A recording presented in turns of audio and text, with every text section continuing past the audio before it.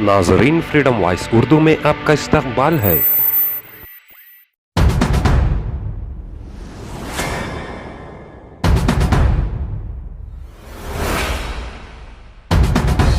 जब मुसलमानों ने, उनके लीडरों ने अपना एक हक वहां मांगा, एक फैमिली के लिए, एक घराने के लिए, सारी मुस्लिम कम्युनिटी को नाराज करने तैयार, सारे अहिंदा को, जिसके लीडर जो है सिद्धरामैया जी हैं, जी वो खुद उसके लीडर हैं, और सारे अहिंदा को कुचला जा रहा है, सारे दलित को कुचला जा रहा है। सारे क्या करना, ये जो है बहुत बड़ी गद्दारी है ये।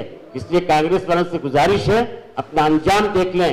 वो गुजरात में आ नहीं सकते, दिल्ली में आ नहीं सकते, यूपी आ नहीं सकते, इसी तरह कर्नाटक भी यही हाल होगा इंशाअल्लाह।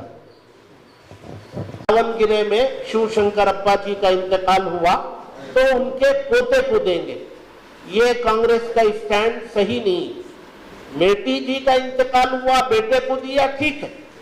यहाँ शिवशंकरप्पा जी का इंतकाल हुआ, बेटा ऑलरेडी एमएलए है, बेटे मिनिस्टर है, और बेटे की बीवी वो एमपी है।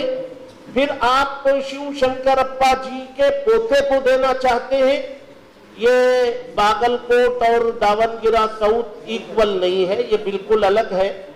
सीट जो है ये तकरीबन 80,000 मुस्लिम वोट्स हैं, देना चाहिए था या किसी माइनॉरिटी को देना था, नहीं दिया, इसका दुख है।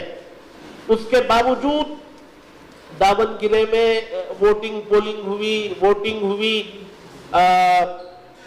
10 एमएलए मुस्लिम हैं, 4 एमएलसीज हैं, इनमें से 12-13 लोगों ने वहां कैनवसिंग कांग्रेस के लिए की। वो इलेक्शन खत्म हो, अब इलेक्शन खत्म होने के बाद अगर पार्टी ये समझती है कि उनका कोई लीडर पार्टी के खिलाफ कुछ काम किया है, तो पार्टी का उसूल क्या है? उसूल ये है कि जिसने खिलाफ किया है उसे शोकास नोटिस दी जाए, उसको सफाई का मौका दिया जाए, उसकी बात सुनी जाए। अगर वो वाकई गलत किया है तो उस पर कार्रवाई की जाए। लेकिन कांग्रेस ने यहाँ शोकास नोटिस किसी को इश्यू नहीं किया, डायरेक्टली अटैक करना शुरू कर दिया। पहले अब्दुल जब्बार साहब को ट्रेजर बनाया, उन्होंने रिजाइन किया, ओहदे से रिजाइन किया। नसीर अहमद साहब को उन्होंने टर्मिनेट किया। अब अब्दुल जब्बार साहब को प्राइमरी मेंबरशिप ऑफ कांग्रेस से उन्होंने टर्मिनेट किया है। हमारा सवाल यह है कि तुम पार्टी उसूल के खिलाफ जाके जो एक्शंस ले रही है ये बिल्कुल गलत है। अगर इन तीनों ने कुछ किया है तो सफाई का मौका दें।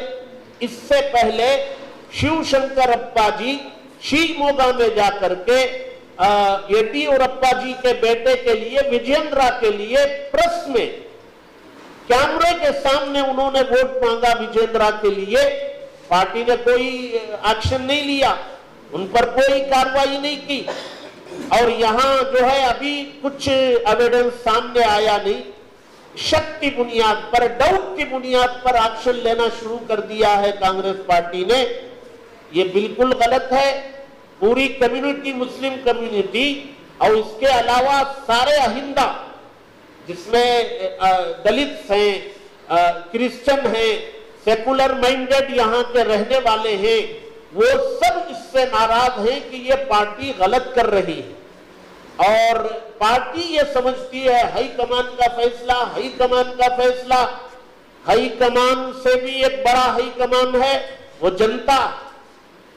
वो जनता है, वो जनता चाहती है तो इनका हाईकमान और इनकी हुकूमत बनती है। वो जनता नहीं चाहती है तो इनकी हुकूमत नहीं बनती। जब ये हुकूमत कर्नाटक की बनी तो इनके हाईकमान ऊपर से लेकर के नीचे तक सबों ने कहा कि ये तमाम अहिंदा और बैकवर्ड कम्युनिटीज, मुस्लिम कम्युनिटी सब मिलकर के पार्टी को जिताया, हम सब के आभारी हैं, ये सबों ने कहा। और आज जब मुसलमानों ने, उनके लीडरों ने अपना एक हक वहां मांगा, एक फैमिली के लिए, एक घराने के लिए, सारी मुस्लिम कम्युनिटी को नाराज करने तैयार, सारे अहिंदा को, जिसके लीडर जो है सिद्धरामैया जी हैं, जी वो खुद उसके लीडर हैं और सारे अहिंदा को कुचला जा रहा है, सारे दलित को कुचला जा रहा है, सारी मुस्लिम कम्युनिटी को नाराज किया जा रहा है। ये इंतहाई गलत कदम है, इंतहाई गलत रविश है पार्टी का। इससे जो है मुस्लिम समाज बहुत नाराज है और हमारे साथ बहुत सारे अहिंदा के लोग, सेकुलर माइंडेड लोग, ये सब नाराज। इसलिए पार्टी को ये समझना चाहिए कि अगर उसे किसी के खिलाफ कार्रवाई करनी है तो पहले नोटिस जारी करे, मालूम करे, उनके पास सबूत है तो करे, पहले नहीं किए।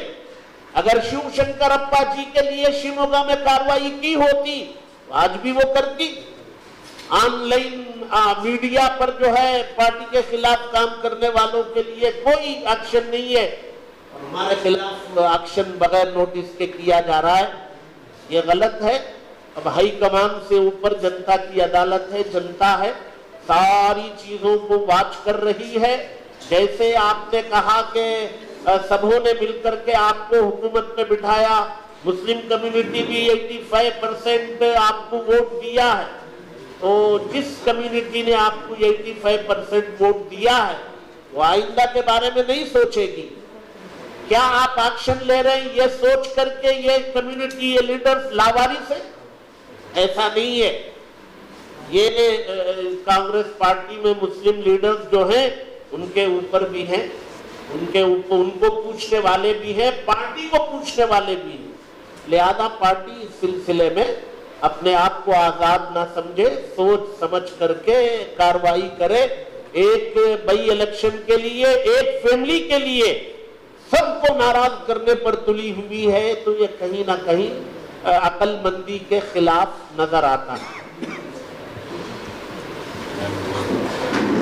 अभी तफसीलात पेश की गई है, जैसे कि बयान किया गया है कि 2023 का इलेक्शन हो या उससे पहले के कर्नाटक में इलेक्शन हो, मुसलमानों ने एकजुट होकर कांग्रेस पार्टी को जिताया, उनके लिए मेहनत की, उसके लिए काम किया। जैसे कि अभी आप तमाम को मालूम है कि दावनगिरी का मसला आया तो वहां पर उससे पहले वादे किए गए कि किसी मुसलमान उम्मीदवार को खड़ा किया जाएगा, लेकिन जैसे हमारे सियासी कायदीन हैं उन्होंने मुतालबा किया, उनके मुतालबे को माना नहीं गया। बाद में रमजान के आखिरी दिनों में उलमाए किराम हमारे कर्नाटक के सीएम सिद्धारमैया साहब के पास गए और खरगे साहब से हमने मुलाकात की और इसी तरीके से सुरजेवाला साहब से मुलाकात की और हमने कहा यह हमारा हक है और आपने वादा किया है दावनगिरी की सीट किसी मुसलमान को उम्मीदवार बनाया जाए।